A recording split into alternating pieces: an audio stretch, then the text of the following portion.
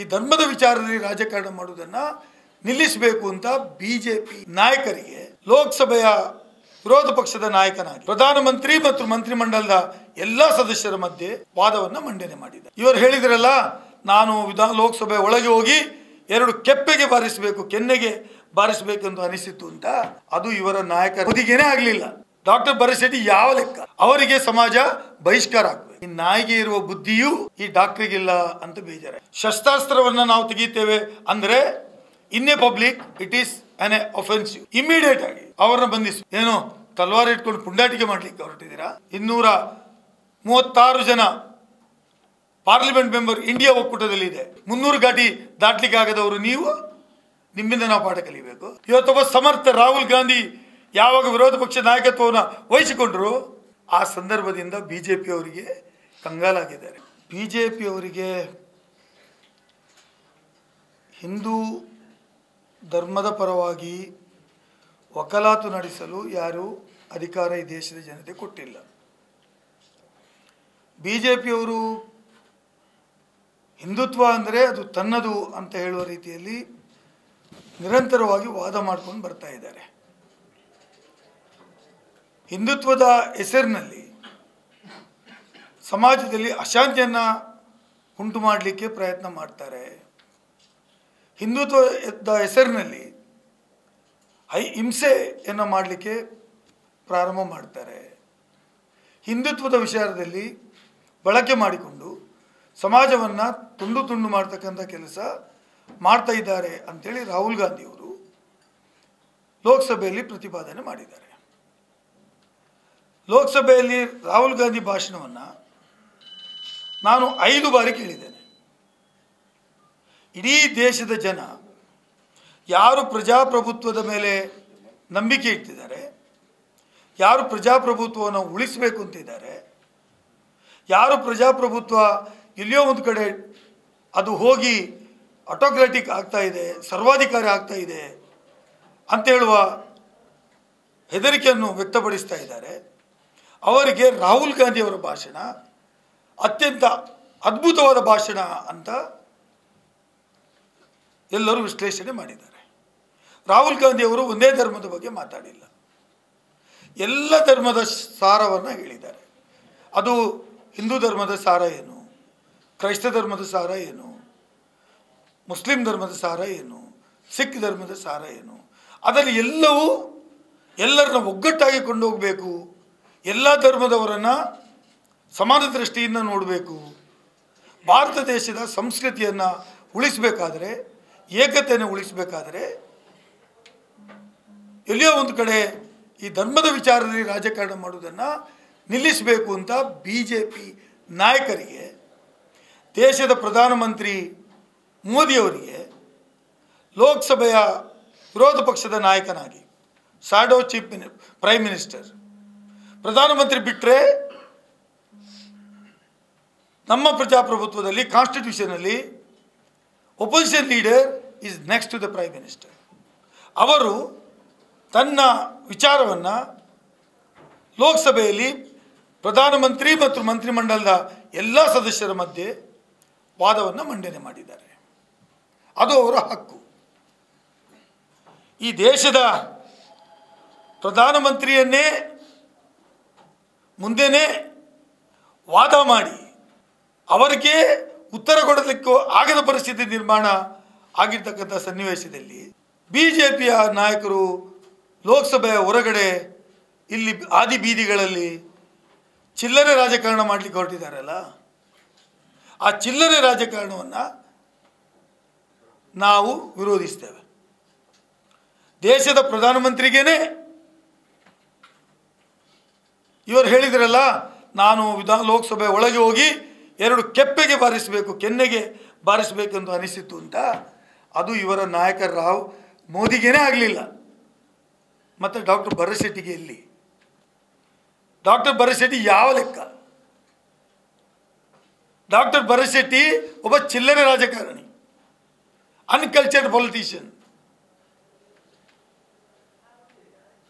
ಅವರು ಶಾಸಕರುಗಳ ಮಾನ ಮರ್ಯಾದೆಯನ್ನು ಹರಾಜು ಮಾಡಿದ್ದಾರೆ. ಅವರಿಗೆ ಸಮಾಜ ಬಹಿಷ್ಕಾರ ಆಗಬೇಕು.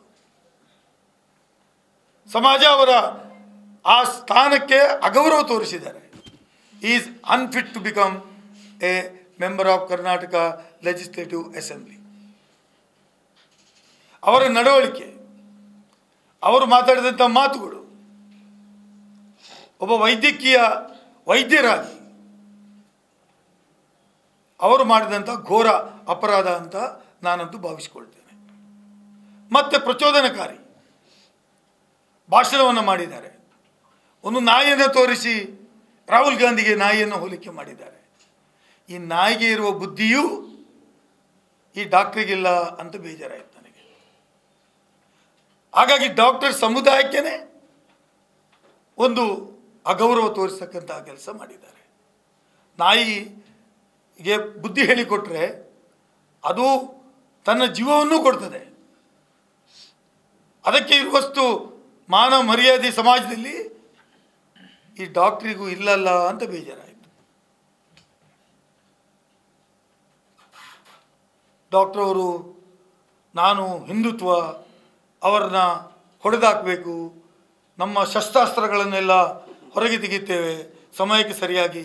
ನೀವು ಶಸ್ತ್ರ ಅಂತ ತೆಗೆದು ಏನು ಬೇಕು ಮಾಡಲಿಕ್ಕಿದೆ ಮಾಡಿ.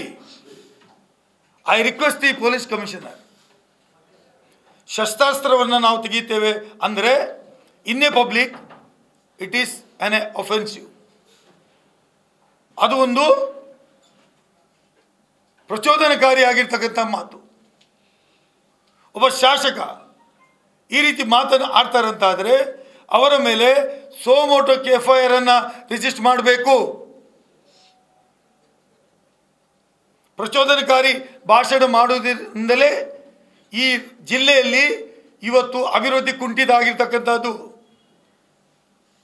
ಈ ಜಿಲ್ಲೆಯಲ್ಲಿ ಎಲ್ಲ ಅನಾಹುತಕ್ಕೆ ಈ ಜಿಲ್ಲೆ ಕೋಮು ಸೂಕ್ಷ್ಮ ಜಿಲ್ಲೆ ಅಂತ ಪರಿಗಣನೆ ಮಾಡಲಿಕ್ಕೆ ಕಾರಣ ಆಗಿರ್ತಕ್ಕಂಥವರೇ BJP ಅವರು ಮತ್ತು ಈ ಡಾಕ್ಟರ್ ಭರತ್ ಶೆಟ್ಟಿ ಅಂತವರು. ಹಾಗಾಗಿ ಅವರ ಮೇಲೆ ನಾನು ಮುಖ್ಯಮಂತ್ರಿಗಳಿಗೆ ಒತ್ತಾಯ ಮಾಡ್ತೇನೆ, ಇಮ್ಮಿಡಿಯೇಟ್ ಆಗಿ ಅವರನ್ನು ಬಂಧಿಸಬೇಕು.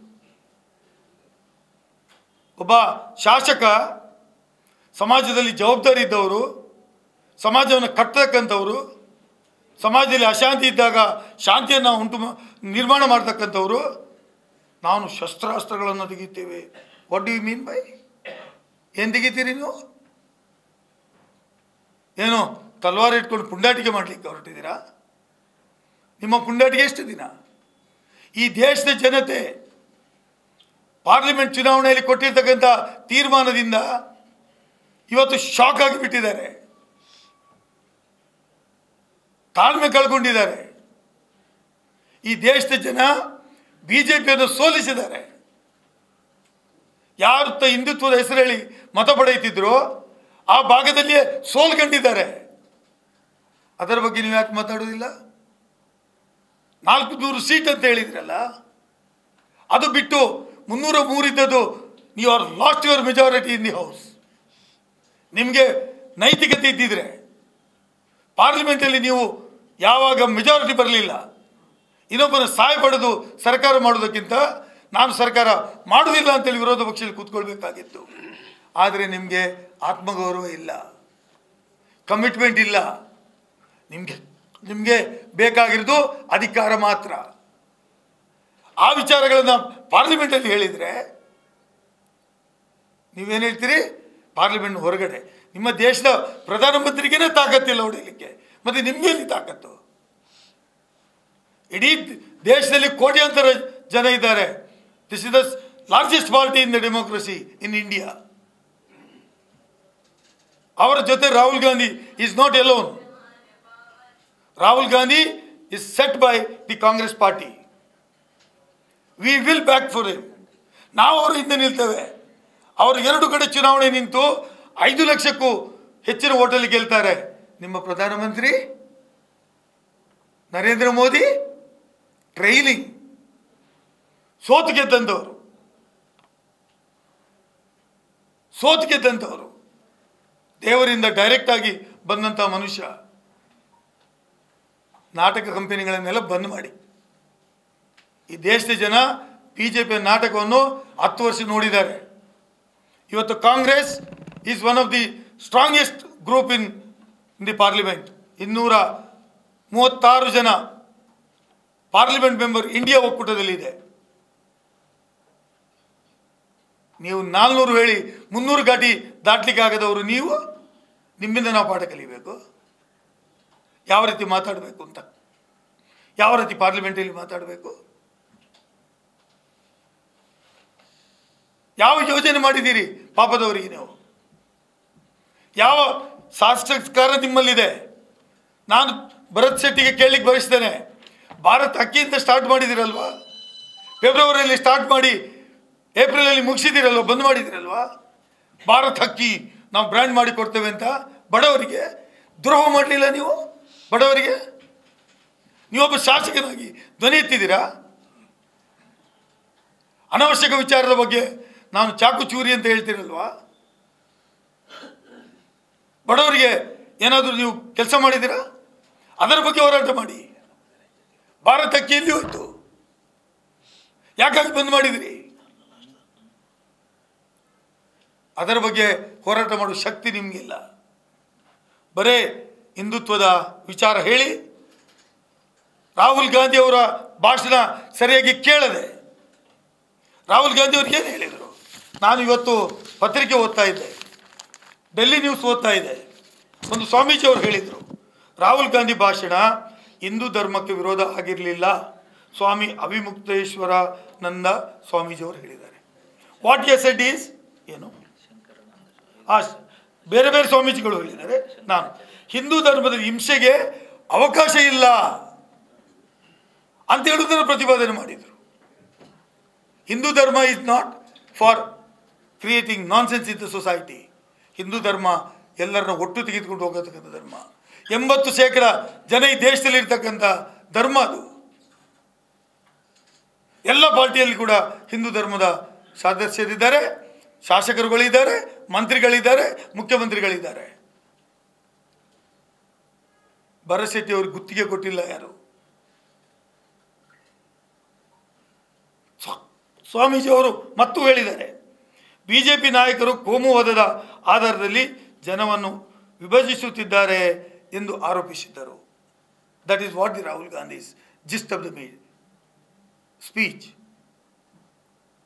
ಅದನ್ನು ನಿಲ್ಲಿಸಿ ಅಂತ ಹೇಳಬೇಕಾದ್ರೆ, is it not a right of a legislator or a parliamentarian?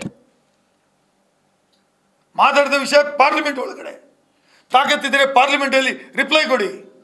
ನಿಮ್ಮ ಪ್ರಧಾನಮಂತ್ರಿಗೇನೆ ರಿಪ್ಲೈ ಕೊಡುವ ನೈತಿಕತೆ ಇಲ್ಲ.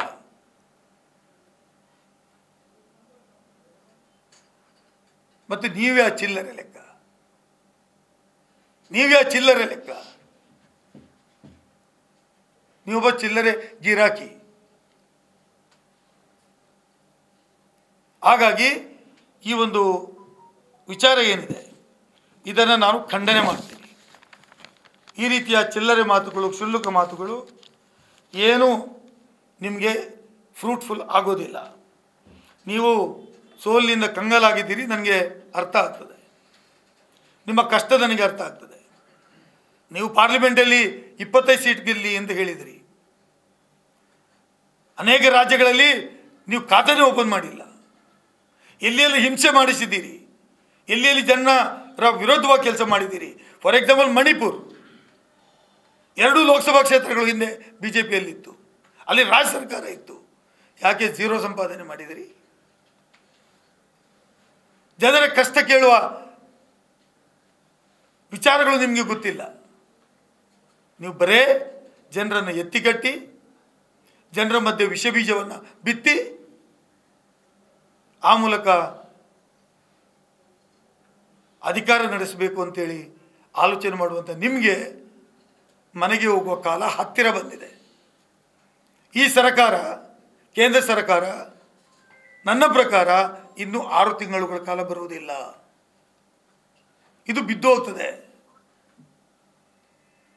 ಅದರ ಭಯ ಇದೆ. ಹಾಗಾಗಿ ಇವತ್ತು ಎಲ್ಲ ರಾಹುಲ್ ಗಾಂಧಿ ಅವ್ರನ್ನ ಬಿಕ್ಕಾಬಿಕ್ಕಿಯಾಗಿ ಟೀಕಿಸುವುದು. ಇವತ್ತೊಬ್ಬ ಸಮರ್ಥ ರಾಹುಲ್ ಗಾಂಧಿ ಯಾವಾಗ ವಿರೋಧ ಪಕ್ಷ ನಾಯಕತ್ವವನ್ನು ವಹಿಸಿಕೊಂಡರು ಆ ಸಂದರ್ಭದಿಂದ ಬಿ ಜೆ ಪಿಯವರಿಗೆ ಕಂಗಾಲಾಗಿದ್ದಾರೆ. ಅವರ ಭಾಷಣಗಳು, ಅವರು ವ್ಯಕ್ತಪಡಿಸಿದಂಥ ವಿಚಾರಗಳು BJPಯವರಿಗೆ ಉತ್ತರ ಕೊಡಲು ಅಸಾಧ್ಯವಾದ ಪರಿಸ್ಥಿತಿ ಬಂದಿದೆ. ಅದಕ್ಕೋಸ್ಕರ ಆದಿ ಬೀದಿಯಲ್ಲಿ ಚಿಲ್ಲರೆ ಗಿರಾಕಿಗಳು ನಾವು ಕತ್ತಿ ಹಿಡಿತೇವೆ, ನಾವು ಚೂರು ಹಿಡಿತೇವೆ, ನಾವು ಕೆಪ್ಪೆಗೆ ಹೊಡಿತೇವೆ, ನಾವು ಕೆನ್ನೆಗೆ ಹೊಡಿತೇವೆ, ಸೊಂಟಕ್ಕೆ ಹೊಡಿತೇವೆ, ತಾಕತ್ತಿದ್ರೆ ಹೊಡೆದು ನೋಡಿ. ನೀವಲ್ಲ, ನರೇಂದ್ರ ಮೋದಿ ಹೊಡೆಯಲಿ, ಮುಟ್ಲಿ. ಅಶಾಂತಿಯನ್ನು ಸೃಷ್ಟಿ ಮಾಡ್ತಕ್ಕಂಥ ಕೆಲಸ ಮಾಡ್ತಾ ಇದ್ದೀರಿ. ಅಶಾಂತಿ ಉಂಟು ಮಾಡೋದು ನಿಮ್ಮ ಕೆಲಸ. ನಾನು ರಿಕ್ವೆಸ್ಟ್ ಮಾಡ್ತೇನೆ ಕಮಿಷನರ್ಗೆ, you have to arrest immediately. ಅವರ ಸಿಡಿಗಳನ್ನ ತರಬೇಕು, ತಗೊಳ್ಬೇಕು. ಏನು ಮಾತಾಡಿದ್ದಾರೆ, ಪತ್ರಿಕಾ ಹೇಳಿಕೆಗಳು ತಗೊಳ್ಬೇಕು. ಒಬ್ಬ ಶಾಸಕನಿಗೆ ಯಾವುದೇ ಕ್ಷಮೆ ಕೊಡಬಾರ್ದು.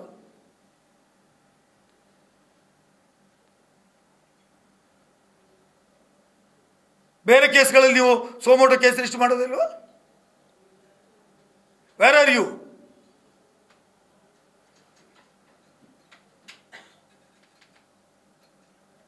ಪ್ರಚೋದನಕಾರಿ ಭಾಷಣಗಳು ಈ ಜಿಲ್ಲೆಯಲ್ಲಿ ಮಾಡಬಾರ್ದು ಅಂತೇಳಿ ಅನೇಕ ಬಾರಿ ಗೃಹ ಸಚಿವರು ಹೇಳಿಕೆಗಳನ್ನು ಕೊಟ್ಟಿದ್ದಾರೆ. ಅಂಥವರಿಗೆ ಕ್ಷಮೆ ಕೊಡುವುದಿಲ್ಲ ಹೇಳಿದ್ದಾರೆ. ಆದರೆ ಈ ರೀತಿ ನಾವು ಕತ್ತಿ ಹಿಡಿತೇವೆ, ಶಸ್ತ್ರಾಸ್ತ್ರ ತೆಗಿತೇವೆ, ಯಾರಿಗೆ ಹೇಳೋದು? ಯಾವ ಕಾರಣಕ್ಕಾಗಿ ಹೇಳೋದು? ಯಾರು ಕೇಳುವವರಿಲ್ವಾ? That's my gadget. Let's go have some fun then.